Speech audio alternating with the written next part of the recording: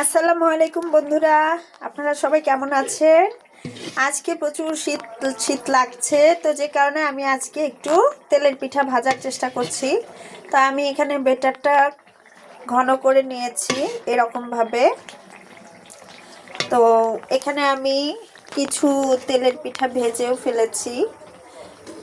তো এখন মানে যতটুকু আছে ততটুকু শেষের দিকে। তো আমার ভাই বোনকে এক ধাপ তেলের পিঠা বানিয়ে খাওয়ানো হয়েও গেছে। আমাদের আশেপাশে এখন আর তেমন কিছু না, আসলে আমরা ভাই বোনেরাই সব। এখন বাবা নেই, মা নেই, নিজেরাই যতটুকু সম্ভব চেষ্টা করি একসাথে মিলেমিশে থাকার।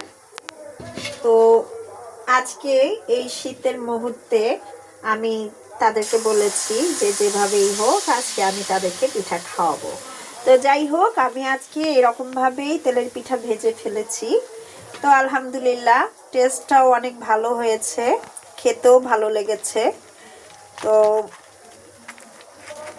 যাই হোক বন্ধুরা, আপনারাও এই শীতের আমেজটাকে ধরে রাখার জন্য বিভিন্ন রকমের শীতের পিঠাপুলি করবেন।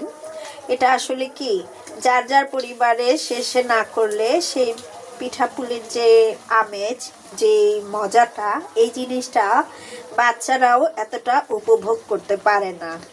তো যাই হোক বন্ধুরা, আজকে আমার এই তেলের পিঠা আমার কাছে খুবই ভালো লেগেছে।